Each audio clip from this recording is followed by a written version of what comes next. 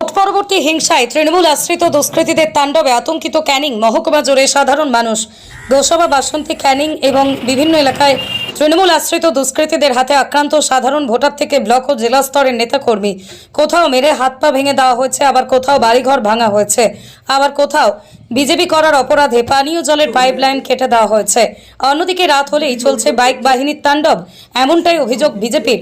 তবে শনিবার ভোট পরবর্তী হিংসায় আরও এক ধাপ এগিয়ে বিজেপির বারুইপুর সাংগঠনিক জেলার সম্পাদক সন্দীপ মৃধাকে প্রকাশ্য দিবালোকে গোসাবা ব্লকেই জটিরামপুর খেয়াঘাটে রাস্তায় ফেলে মারার অভিযোগ উঠল তৃণমূল কর্মীদের বিরুদ্ধে।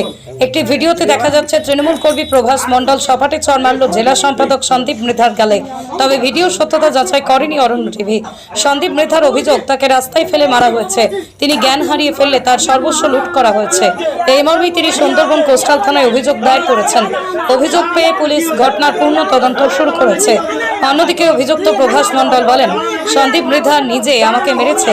পাশাপাশি তৃণমূল নেতৃত্ব তথা জেলা পরিষদ সদস্য অনিমেষ মণ্ডল বলেন, বিষয়টি আমার জানা ছিল না, খোঁজ নিয়ে দেখছি, যদি দলের কেউ এমন করে থাকে তবে দলের ব্যবস্থা অবশ্যই নেবে।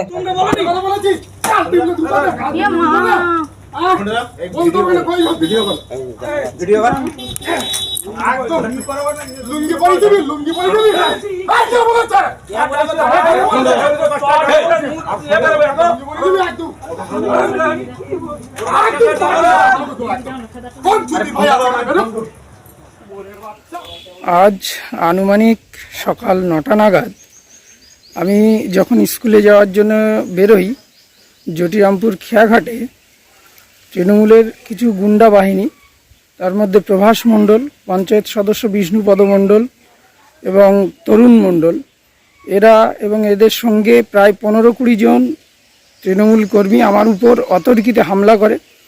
লাঠি, রড, আগ্নেয়াস্ত্র নিয়ে আমার উপর বেধড়ক মারধর করে।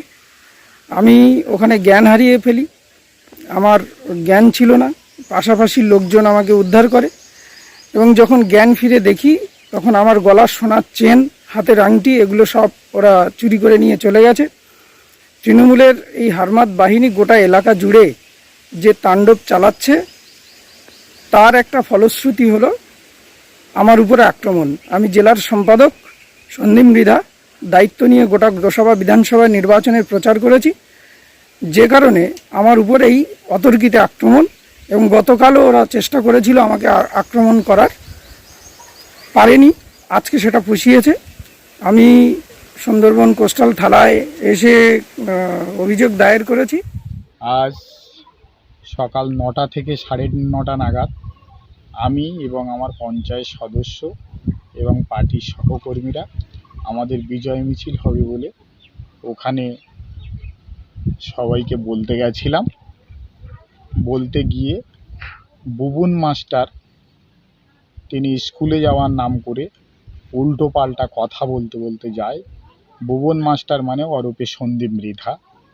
তাকে ভালোভাবে ডেকে আমি বলি যে, সন্দীপদা, তুমি একটা রাজনীতি করো, আমি একটা রাজনীতি করি, কিন্তু বাজে কথা কেন বলছো? তুমি প্রতিটা সভায় নক করে করে বাজে কথা বলেছো, তাহলে বাজে কথা কেন বলবে? রাজনীতিটা যার সেই ব্যক্তিগত ব্যাপার। তাহলে ইলেকশান হয়ে গেছে, এখন তো ওটা নিয়ে কোনো কথা বলার প্রয়োজন নেই। কিন্তু সে কোনো কথা শুনতে চায়নি। ফট করে আমার এই কপালে ঘুষি মারে, এখনও দেখুন ফুলে আছে। আমাদের ছেলেরা রেগে যায়। আমি বললাম, কোনো রাগার দরকার নেই, সাতজেলিয়াতে কোনো দিন কোনো অশান্তি হয়নি। আমার বুদ্ধিতে আমি দেখেছি, এখনও পর্যন্ত আমি এলাকায় দলের দায়িত্বে এসেছি, আমি অশান্তি চাই না। সম্পর্কে আমি অতটা অবগত ছিলাম না, আপনাদের কাছ থেকে জানতে পারলাম। আমাদের দলীয় কোনো এরকম নির্দেশিকা নেই যে কোনো রকম ভায়োলেন্স, কোনো রকম প্ররোচনা দেওয়া বা কাউকে মারধর, গণ্ডগোল এরকম কিছু বিষয়।